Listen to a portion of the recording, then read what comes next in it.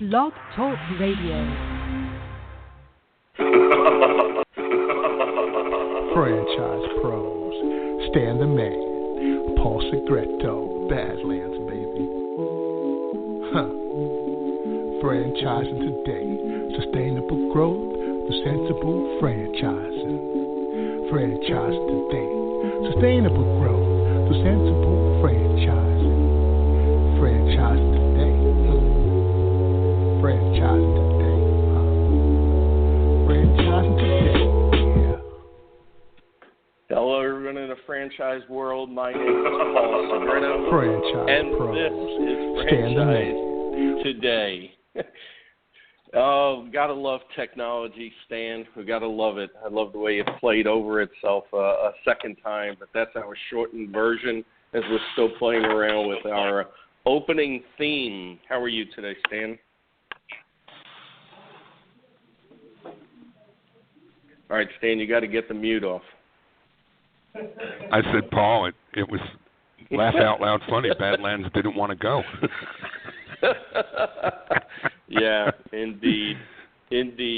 How you doing, buddy? Here we are today. It's Wednesday, February 15th.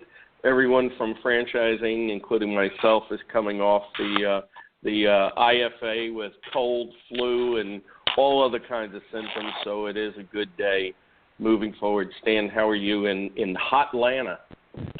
Doing better than you are, trying to stay healthy. There have been a whole lot of people going home with some bad stuff that left Las Vegas with them.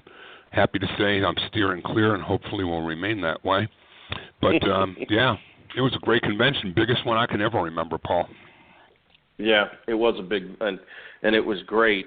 And today's guest with us, Dan White from Centennial, Colorado, Growler USA headquarters, is standing by. Why don't you give us a rundown of what might be going on in the world of franchising? Because then I've got a surprise again for you. Just can't make this up, and I'm really biting at the bit to share this.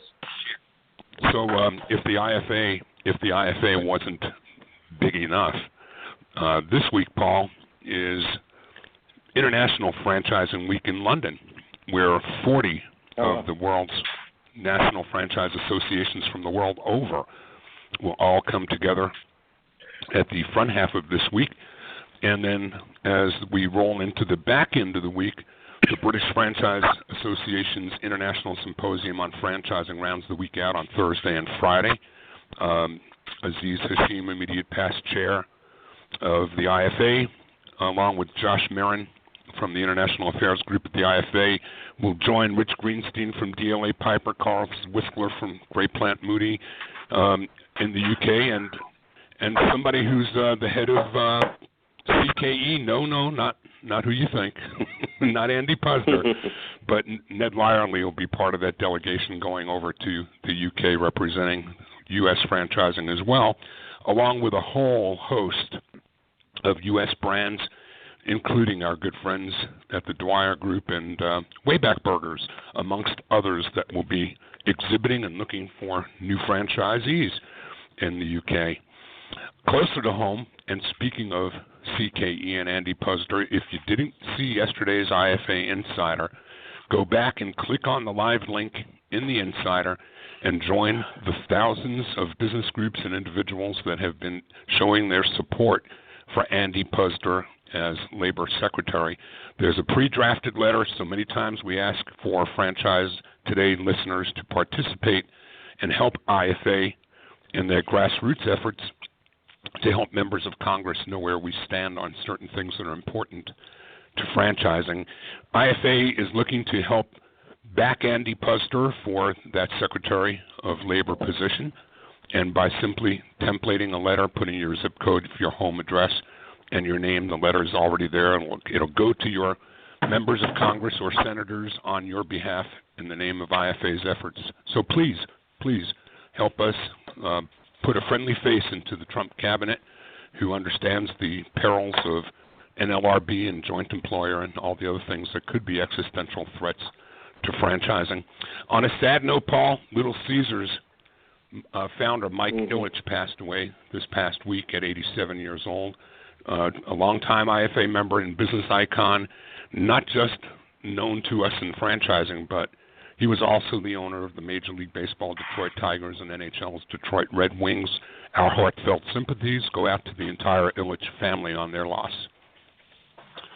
Yeah, and beyond absolutely. that, Paul, I think I'm not going to try to hit you with anything else because I know you want to pop the clutch on that.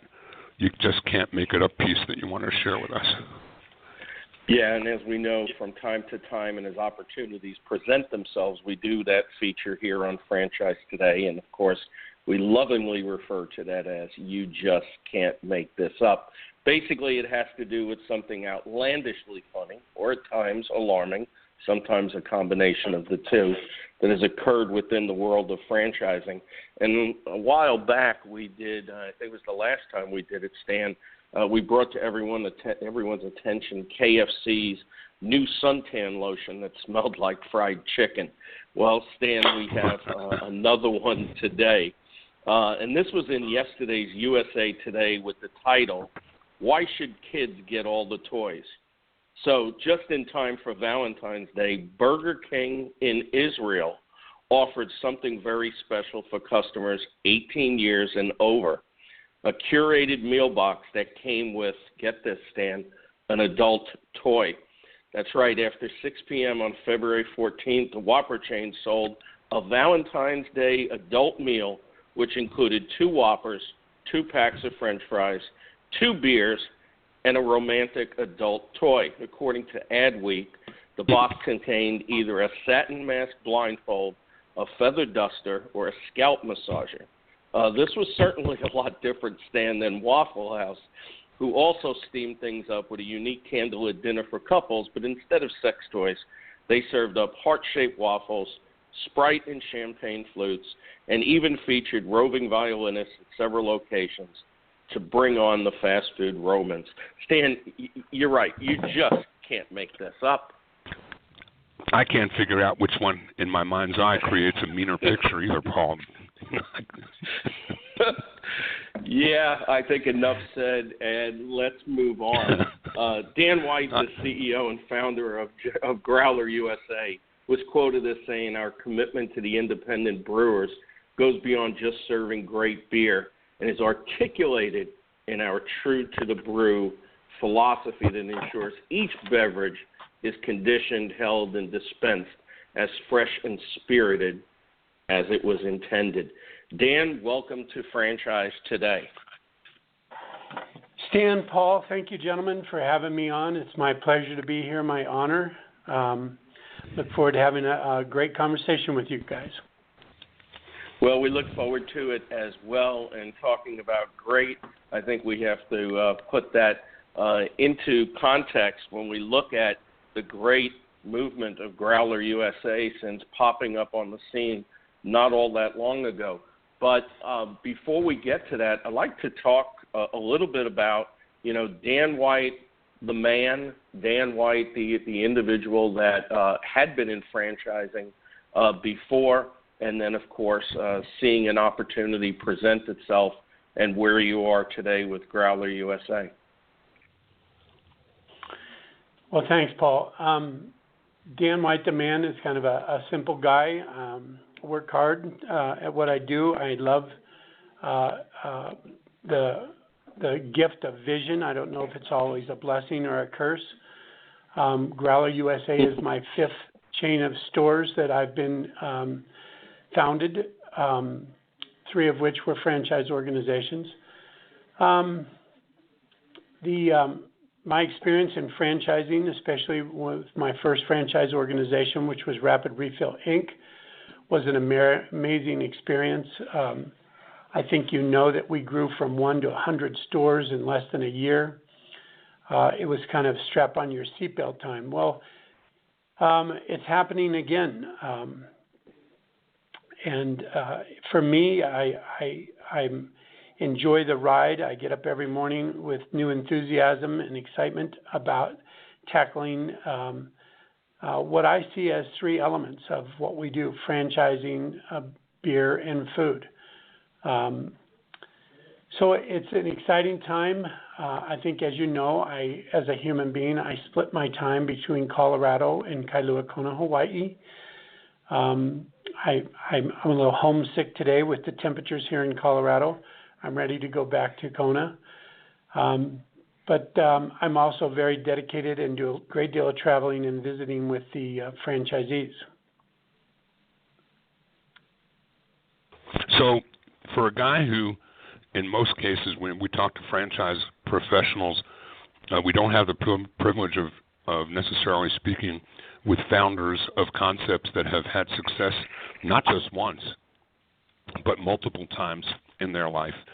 And it's usually interesting to hear how their lives and franchising intersected. So why don't you tell us a little bit about yours and how, what you've done with Rapid Refill is as about diametrically as far away as you can get from a growler and beer, but something in both those cases caused you to see franchising as the way to grow.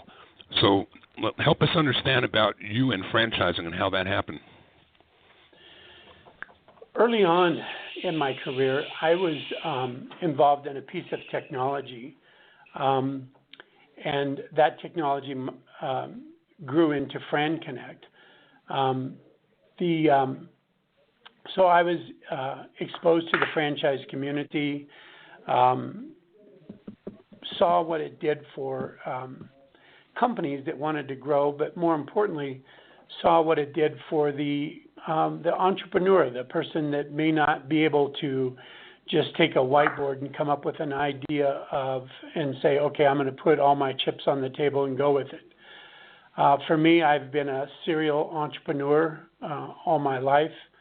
I started my first chain of stores right out of college, and that was a chain of pet shops in the California area. Didn't franchise that, but then I did another chain of stores in the New York, New Jersey area, which was video stores. And that ended up with 28 video stores. And that was a interesting chain. When it came to Rapid Refill Inc., I had been exposed to franchising. I'd been to several of the IFA events, gotten to know the folks at IFA and appreciate and support their efforts. My good buddy and attorney, Lee Plave, has always been kind of my right-hand man as far as guiding me and directing me. And when we started Rapid Refill, it was kind of with the concept of let's do some good for the environment. Next thing I know, I was on the phone with Lee saying, I think that this model should be everywhere, because if we can do a little bit for the environment out of Eugene, Oregon, think what we could do nationwide. So it quickly got into my blood, the franchising. The company skyrocketed. Fast forward to Growler USA. There was never a question when I got involved in Growler USA in my heart that if we were going to grow the company, that it would be through franchising. So when we first got in, the model was Model A. I think we're on Model M right now. We've migrated and modified and developed the model. It's come a long way from what we originally saw in the craft beer industry. And we now have restaurants that have over 200 seats in them. So we're going to talk more about the brand in a minute, but I'm curious as to how your vision. What was it about the time and your prior experience that kind of brought all that into focus for you to even get to brand A or to version A? What made you see franchising and the Growler as something that was on the horizon that you could grow and take your past experience and turn into a successful franchise organization? As an entrepreneur, you listen, you pay attention, you see markets develop. I watched the craft beer market, and I'm watching it on a daily basis, develop out of someone's garage or Uncle Goober's barn in brewing craft beer to what is quickly becoming a international standalone industry. So as an entrepreneur, I saw this and said, I don't want to have a brewery because, that means I'd have to know how to brew something, which I don't. But I also, with my retail background, put together the concept that you could offer this product that has legs of its own, not just walking but running, now approaching 20 years of double-digit growth increase. Somehow there was a model there that could be replicatable to go into the franchise community. So when we got involved, we saw that, said we're going to take advantage and we're going to use craft beer as our core product. From there, the vision kind of unfolded, and it unfolded again. We spent about a year and a half working very hard on the vision till we got to the point where the systems, the operations, the product, the presentation, and the decor all fit the model of franchising. We focused on local and regional American handcrafted beverages only, where it came to the term, as Paul mentioned earlier, true to the brew. Growler USA serves only handcrafted beverages. So with all that, the model for me as far as franchising was crystal clear. I wanted to grow the business. I see the opportunity, the growth. When you see an industry growing at double digits for 20 years, there is a growth there. You need to latch on to that rising star. Franchising, our element, our contribution to craft beer was simple for me. It was an easy way to go. I think that the craft beer movement has stirred in people that they love the atmosphere of cheers. They all see themselves as Sam Malone behind the bar and greeting their community. And those are the kind of people that we have attracted into our franchise system. So, Dan, looking at it from the perspective of the consumer, obviously there are craft beer pubs. Maybe they don't use or serve, just craft beer, because I've been in some of them and actually see some of the more traditional American name brands there, which is always kind of disappointing to me. So I love the fact that Growler USA is exclusive to, craft beers. But bring us a little bit of perspective of what the consumer sees as they walk in, and I'd really like you to share some of what you did as a founder, having never been in food service or, obviously craft beer, and how you've actually handpicked just about everything in the locations to really enhance that consumer experience. Paul, I met with a group of CEOs, and one of the early on, years ago, one of the conversations I had in that meeting was, when it comes to the design and the decor, you can hire a designer and you're going to get what they want. You can do it yourself and you're going to get what you like. So I took on a project that I had never attempted before, which was design a pub. And I've traveled extensively in my life. I've seen pubs of all size, shapes, all over the world. Not that I want to say I've been hanging out in bars all my life, but there's, pubs are interesting. And the pubs all have a personality.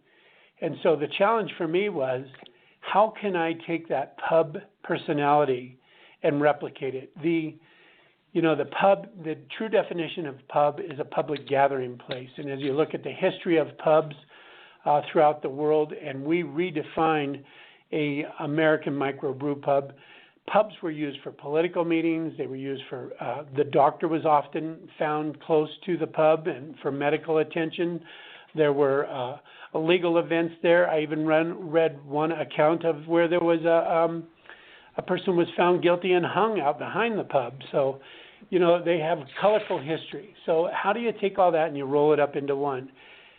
For me, I stepped back and I looked and thought about not me, because I tried to take me out of the equation, and look at who the actual market was for craft beer, for trendy foods.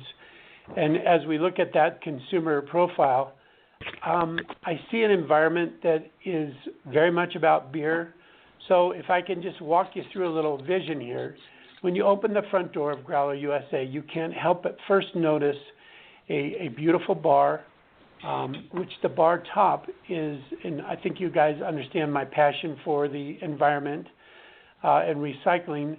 The bar top is made from upscale or upcycled plywood parts by an artist, Steve Lawyer, out of Tacoma, Washington. And I met Steve at an art show, and he agreed to do our bar tops. So no two of our bar tops are the same, but they're made of reclaimed plywood parts. The behind, when you look behind that bar top, you will see some beautiful white granite, a strip of oak that goes the entire 40 feet of the bar. That strip of oak has 101 tap handles sticking out of it. Above that is a mirror that goes the same length, so that people see, the first thing they see is a room or a line of tap handles from the different breweries, different styles of beer, that emphasize that they are basically in the Disneyland of craft beer, because with over 100 styles of handcrafted beverages.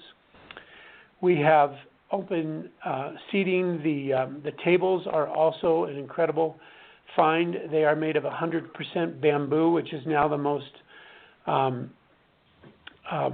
sustainable building product in the world. So the tables are gorgeous. They're all bamboo, solid bamboo. The decor is a little bit less than what you might say your typical franchise organization is, because we want that community environment. So we encourage the franchisees to put their personality into it. If they're into bicycling, put photographs of the community bicycling, whatever they happen to be into. If there's a sports team in the community and the clientele is likely to support that sports team, we want to make that part of the decor package as well. So the environment that's been created is one that also enhances what we call the craft beer experience, where you can come in, enjoy handcrafted beverages, have some food that is a chef-driven menu, and it stays with, if not ahead of the trends that craft beer is driving food right now. And it's a family-friendly environment as well. And in most cases, you can bring your dog. So I think the ultimate goal for me was to develop an atmosphere that people could really come in, relax, communicate. We do have televisions. We don't call ourselves a sports bar. If there's an event on, whether it be sports or some other event, it'll be on the televisions. It's driven by the community or the people that are in the pub, whatever they want to be watching or listening to at the time. And Dan, along the line, and certainly I appreciate what you're saying, having been in some of the Growler USA's, the tables and the bar top is just absolutely magnificent, as well as almost overwhelming, 101, taps running the tap handles, running the width of the establishment. Take us one more step further on the True to Brew philosophy of how the beer is, each beverage is conditioned and dispensed, because there's something very, very unique behind the wall of tap handles. There is indeed, Paul. Micromatic, which is our tap equipment vendor, has made the comment to our VP of Operations, Ron Kernut, that it is one of the most sophisticated use of beer delivery equipment that they've ever seen. We take it very seriously to be true to the brew. So if a brewery says that their IPA should be delivered at an 18 pounds of pressure, then we actually have a regulator on every keg that will deliver the beer to the tap at what will be the optimal pressure. We keep the beer at the perfect temperature, right around 37, 38 degrees. We chill we use 11 styles of glassware to further enhance the craft beer experience, because every style of beer, whether it's a stout or an IPA, should go in a glass that would give you the ultimate experience. The glasses are chilled right when the bartender picks them up, and so when the beer hits the glass further, it's at the exact same temperature that the cooler is, so that the beer doesn't take a shock by going into a glass that's too cold or too warm. So and you know, yes, you guys are talking to me, but you know that there's a great team of people behind me, and we wouldn't be here without that team of people. Thought through, we discussed it with breweries, we discussed it with equipment manufacturers, and we've ended up where we are, which we believe that if somebody wants a perfect craft beer experience beyond going to the craft brewery, they have it at Growler USA. You know, Stan, having spent some time in a couple of Growler USAs, this, I call it a utilidor, because that's what it looks like, the cooler behind these 101 taps with all these kegs and all this sophisticated tubing that's going into place based on the pressure, that pressure regulation that Dan was talking about, and then also a system up above where nobody really has to lift any kegs. And having been in the sports bar business, I know that's certainly a workman's comp claim waiting to happen when you have somebody throwing around kegs. So it's really done with absolute efficiency, and really is it's really a pleasure to look at and marvel at the amount of detail that's gone into it, even behind the scenes. Well, I can't wait to be someplace where I can enjoy the same experience, Paul, and I'm sure as we're going to get into talking about the franchise side of the business after the half break, we're going to learn a little bit more about where these Growler USAs are now and where they're going to be sooner than later. This is Franchise Today. I'm Stan Friedman, along with Paul Segreto, talking with Growler USA Franchising CEO Dan White. Franchise Today is brought to you by the Franchise Foundry, where their team of professionals has been bringing emerging brands to market for more than 30 years with healthy, sustainable growth, the kind of growth that comes from experience. The Franchise Foundry provides their clients with both coaching and consulting, a hybrid approach that fosters more effective solutions for the franchisor's team as well as for their franchisees. The Franchise Foundry is rich in practical, hands-on experience and expertise in general business management, operational, and change management, and is both skilled and proficient in digital marketing, franchise recruitment, and development. The Foundry team can also assist with creating roadmaps for potential mergers and acquisitions and providing the guidance needed to navigate them. Learn more about Paul Segreto and the Franchise Foundry, along with their expanding list of clients, at www.franchisefoundry.com. Franchise Today also brought to you by FRM Solutions, offering best-in-class CRM and document management software designed specifically for franchising. FRM, built exclusively for franchising, enables you to manage and store text messages as well as emails. FRM also enables simple collaborative communication between you and your prospective and existing franchisees. Make today the day you give FRM a look and get 2017 started, assured that all of your candidate and franchisee correspondence, including texts sent to and received by anyone on your team, are being permanently tracked and stored in franchise and candidate records. FRM also provides a state-of-the-art digital experience for your prospective franchisees as they learn more about your brands, and it's an experience unlike anything ever before seen in old virtual brochures.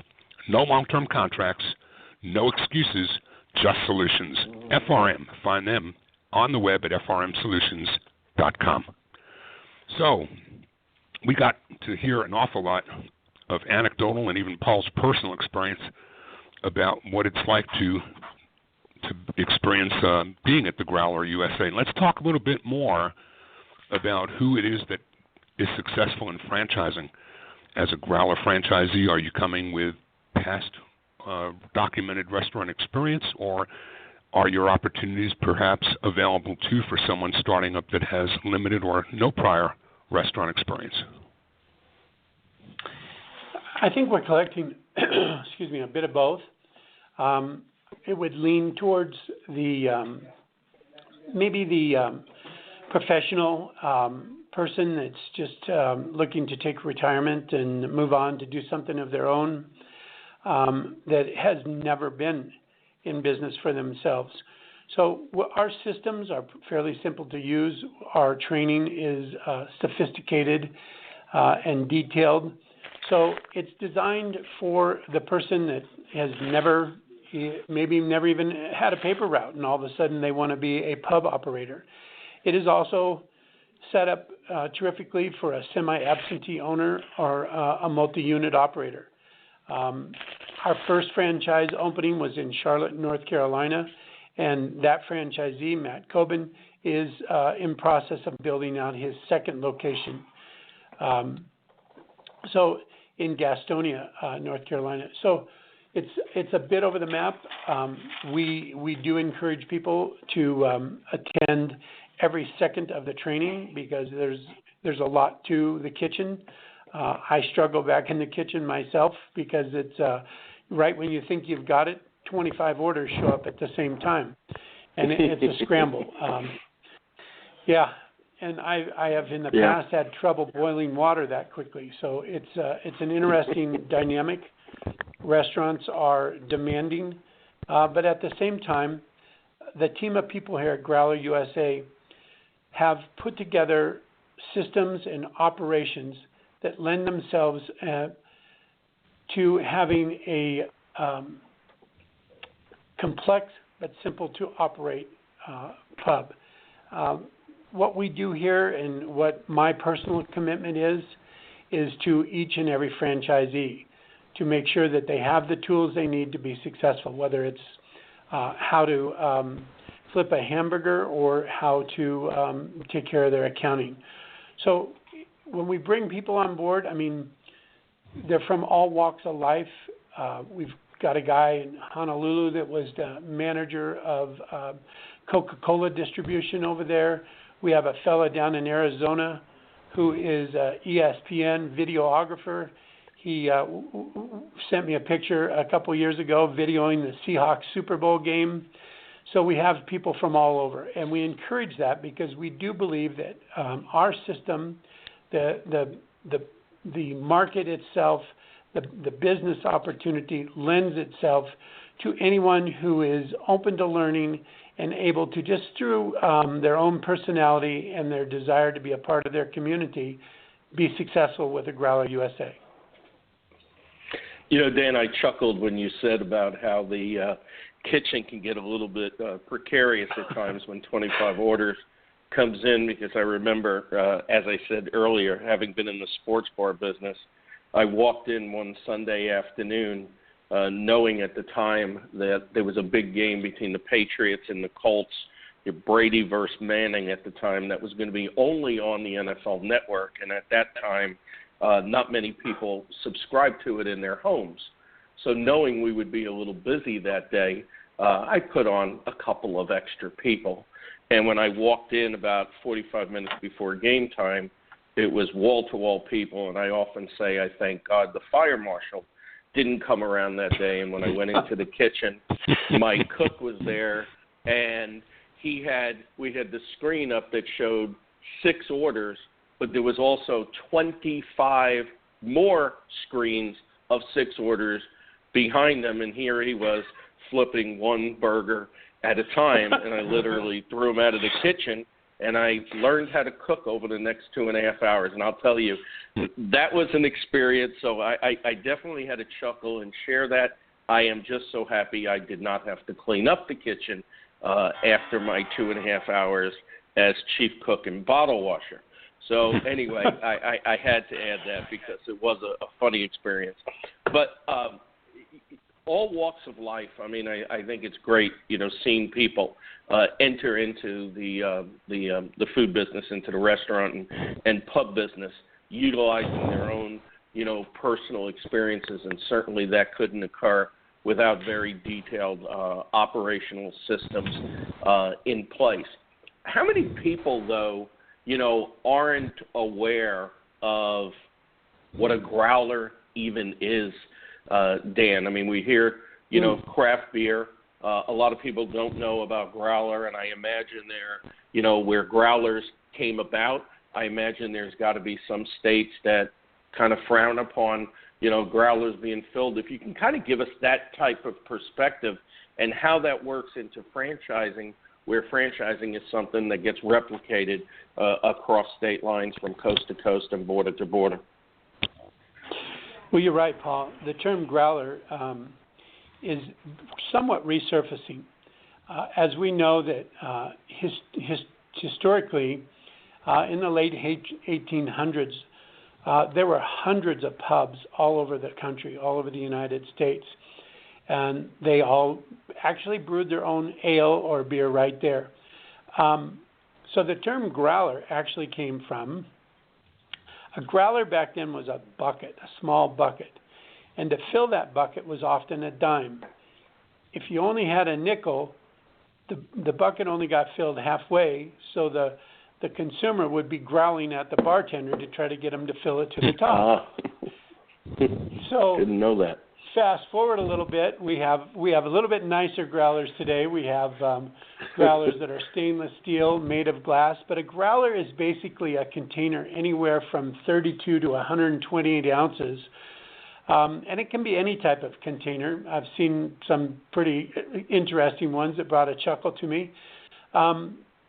And often they're covered with advertising and so forth for the beer brand. We welcome all containers people want to bring in to fill in that nature. So a growler is simply, in most cases, a 64-ounce glass vessel that can be sealed so that someone can, by using the craft delivery system, we are virtually delivering beer to the consumer in a manner as fresh as they can get it anywhere, even at the brewery. Because all beer gets kegged anyways, so if you're drinking beer at the brewery, you're drinking it by keg as well. So you now have the opportunity to take a growler or a container of that fresh, handcrafted beverages home with you. You're right, it's not been addressed and made legal in all states yet, so the term growler is still surfacing to people. It is fun. I ran a promotion the other day, and I happened to be behind the bar in one of the pubs, and we had a $10 growler fill. People were walking in with 6 to 12 growlers because they love having that in their refrigerator. And the growler sealed in the refrigerator will last about a month. And I remember when I filled my first growler and I handed it to someone and I said, once you open this, it's only going to be good for about a week. And the guy just looked at me and smiled and said, "I'll see you tomorrow, brother." So it's a terrific way to drink beer. It's a terrific way to take it with you and share it with for dinner or whatever you might be doing at home. Parties, Super Bowl events, of course, growlers fly off the shelves where they are legal. So I've got some curiosities that I want to ask about because I'm sitting here listening to our conversation, and at the same time I'm in front of Yelp on my laptop and finding that you've got an impressive record as Yelp would record it, in that almost every one of the reviews I see are 4 and 5 stars, a couple of 3s here and there, but mostly 4s and 5s. And you don't find that all too often when you've got a large number of reviews that they're all on the high end like that, unless there's really something good going on at the place that's being reviewed.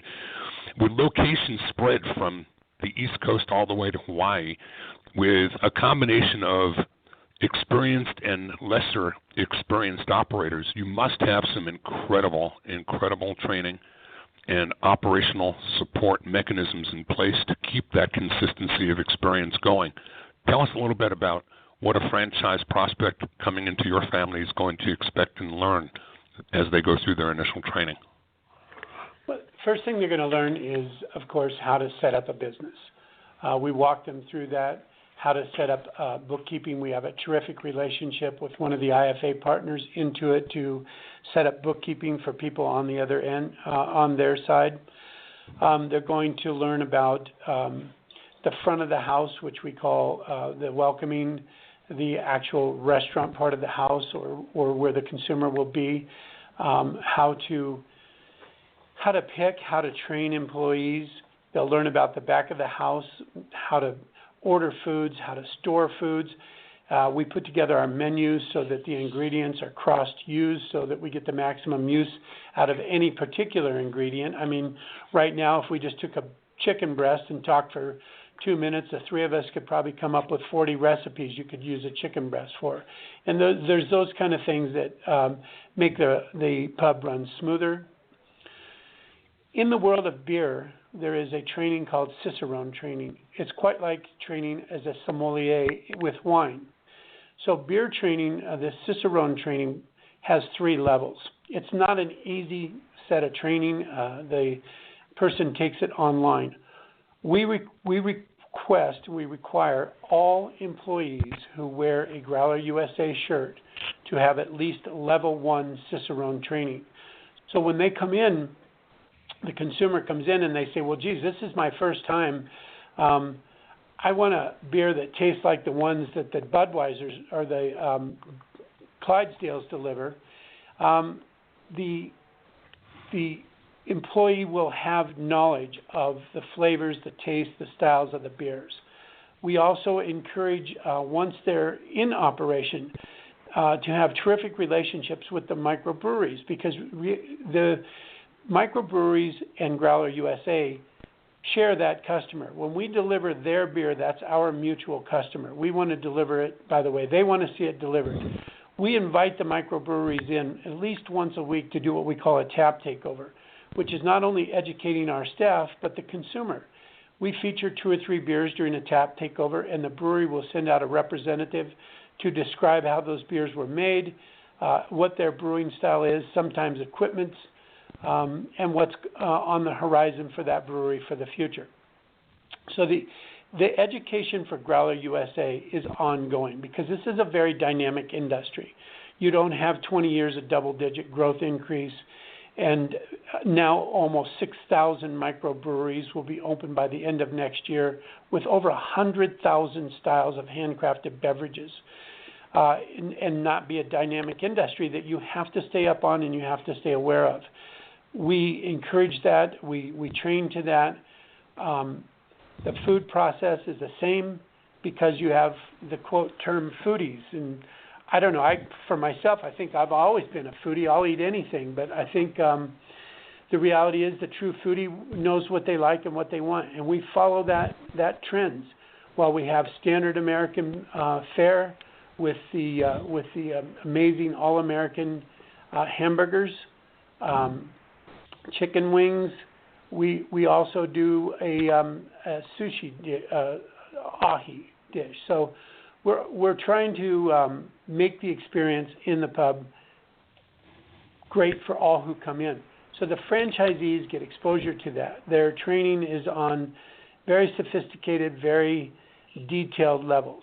We encourage when they come to training that they bring as many of their staff as they can possibly make it here.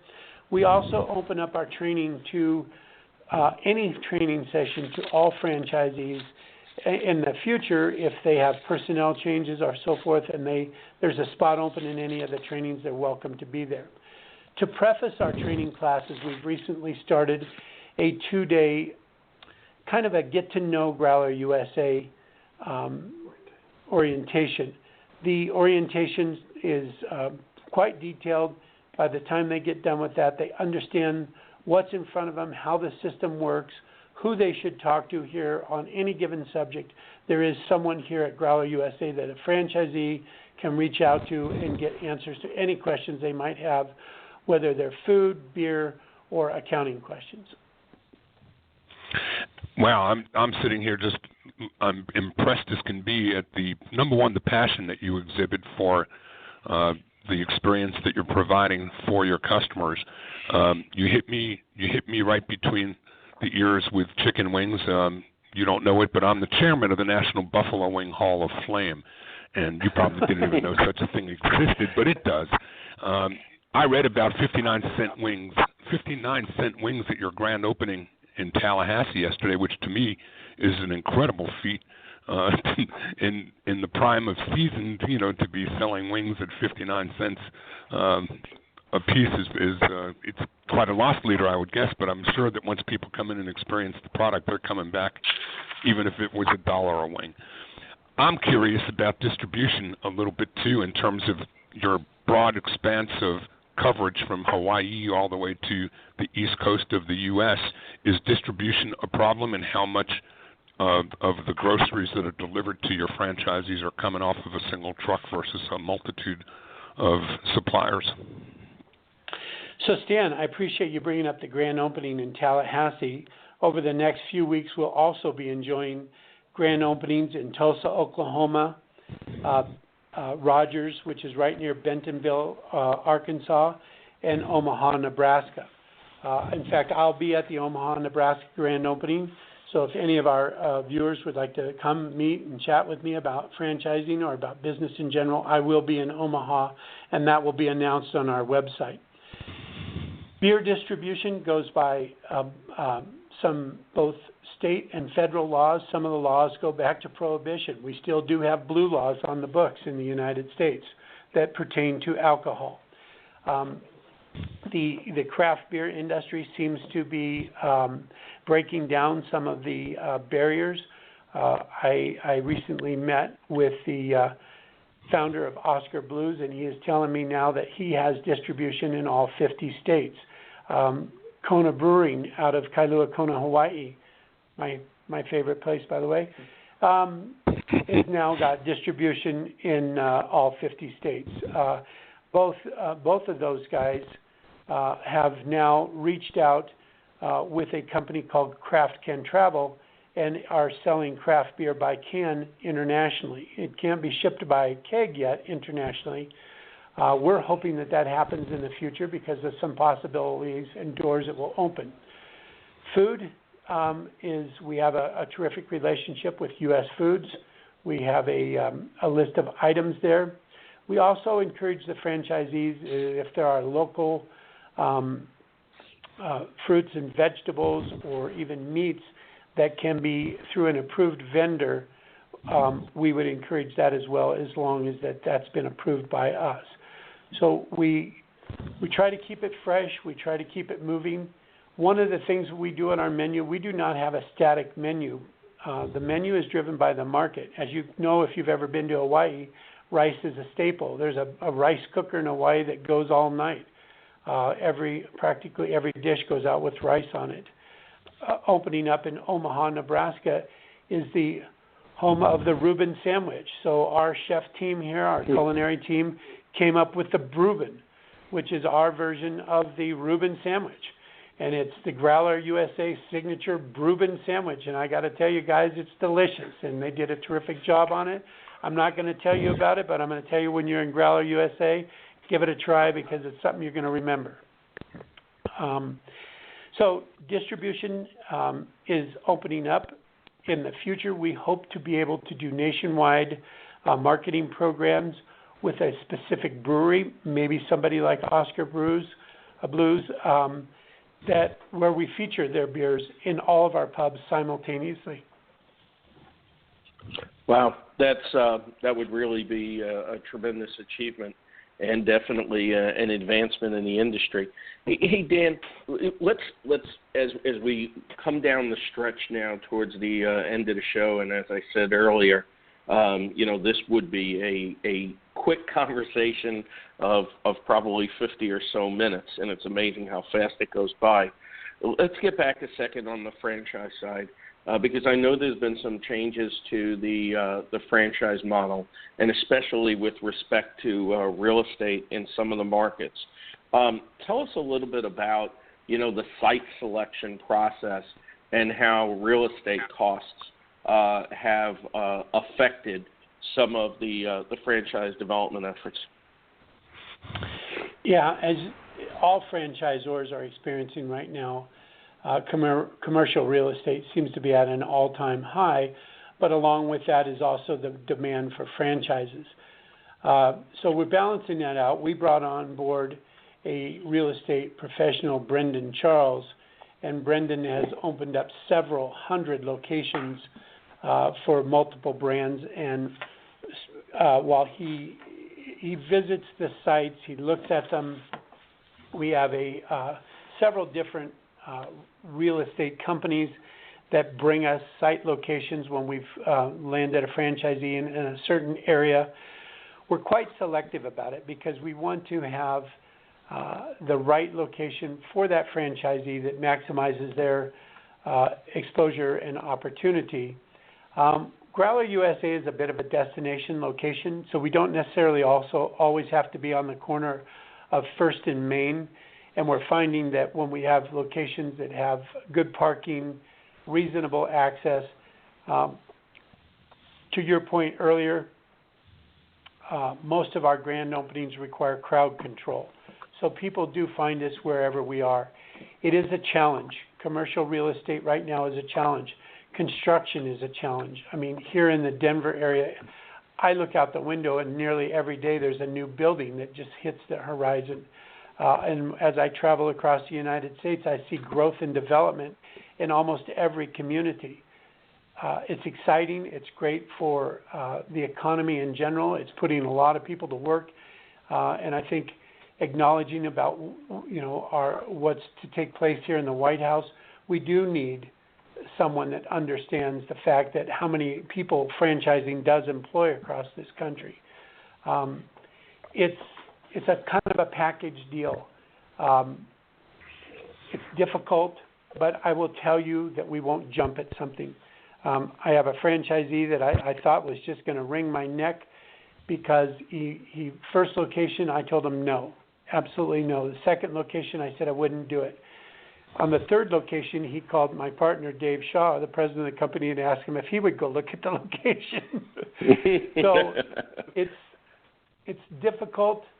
But at the same time, it's imperative that we help and guide the franchisees to good decisions, not only in the location, but the build out and all their decision processes as they become potentially a first-time entrepreneur. I've always told anyone who walks through this door, one, we have an open door policy, that if you have questions about business and you're talking to a man that has 50 years business experience, if you don't ask those questions, shame on you, because we have a terrific team of people here and there's just about nothing that they can bring up that surprises us or that we don't have resources for. So it does start with the real estate, and then it goes through the build-out process, the fixtures and equipment, but then it ends up in the hands of our marketing team, who do just an outstanding job. Mike Brannigan, our VP of Marketing, has a terrific history of being able to bring exposure to individual locations and filling those locations with people. And then it's the brand moving forward. We have a marketing committee that works with the brand fund and is out there making decisions to help support the franchisees in every market. So it's a package deal. Being from Hawaii, guys, there's a term in Hawaii called ohana. Ohana is circle of trusted or loved ones or family. We try to run Growler USA as an ohana. We see this as we are all in this together. When I put on my Growler USA shirt in the morning, or a young waitress puts on her Growler USA shirt in the morning, we're on the same team with the same goal to do what's best for the brand and for the consumer every day. Every action, every transaction that gets rung up in the point of sale system is designed to give the consumer the best experience. Yeah, certainly, having such a high set of standards all the way from real estate through to operations is certainly the reason why Growler USA is on tap for craft beer franchise success. Dan, tell the audience real quick as we're getting ready to wind up, how they could learn more about Growler USA franchise opportunity. Well, of course, the simplest is to go to the website, growlerusa.com. There is a franchise key there, and that will end them up with Brenda Elpers, who is our VP of New Business Development, and they'll go through a process and they will learn quite a bit before they are even really in a position to be poised to make a decision about Growler USA. It's important that they understand what they're getting into. We are selective about our franchisees. We want to have all comers come and talk with us, and then I sit down with each prospect and make sure that this is what they really want to do. So growlerusa.com is a terrific resource. They can call our headquarters, ask for Miss Brenda Elpers. Our headquarters phone number is 720-465-6670. That's in Centennial, Colorado. If they happen to be in the area of the Denver area in Centennial, they can call us, and we'd be happy to buy them a beer over at we have a pub here in Centennial, which is now a corporate-owned store. It's kind of our flagship store. We're proud of it and always happy to show it off and welcome guests, both Growler USA franchisees, prospective franchisees, but anyone who's in the franchising community. We'd love to hear from you if you're in the Denver area.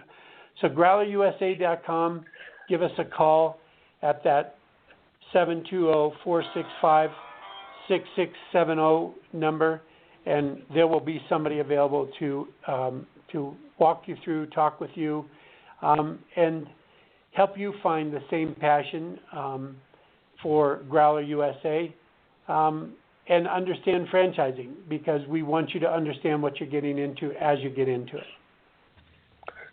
Dan, I really appreciate it, and I really want to kudos for your continued success. I'm sure that there's going to be even more, as Growler USA is already one of the country's fastest growing brands, and I'm sure explosive growth as forecast is in the foreseeable future.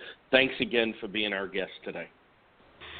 Gentlemen, thank you very much. It's actually been a terrific time to spend with you. I appreciate it, and anytime you'd like to have me back, feel free to give me a call. Thank you, Dan. Thank you. Thank you. Well, Aloha. Stan, wrapping up another great show on franchise today. I mean, we have really seen some brands of late that have been under a lot of people's radar. Starting several weeks back, Pizza Factory out on the western states. We had Romp and Roll out of Tennessee, East Tennessee, Growler USA.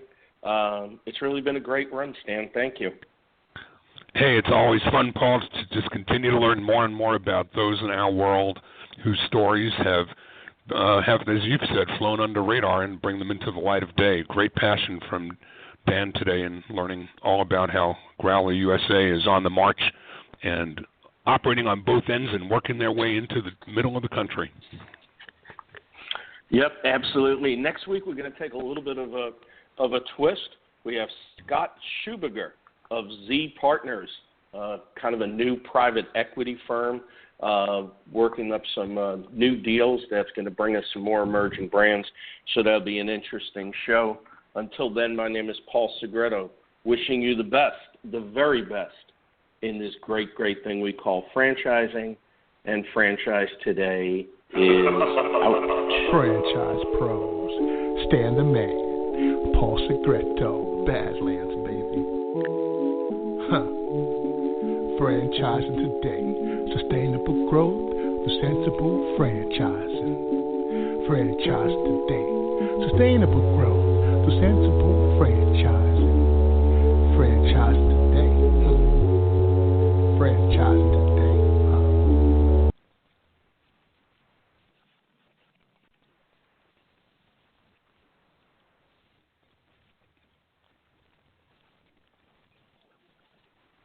When you're part of a military family, you understand sacrifice and support. At American Public University, we honor your dedication by extending our military tuition savings to your extended family.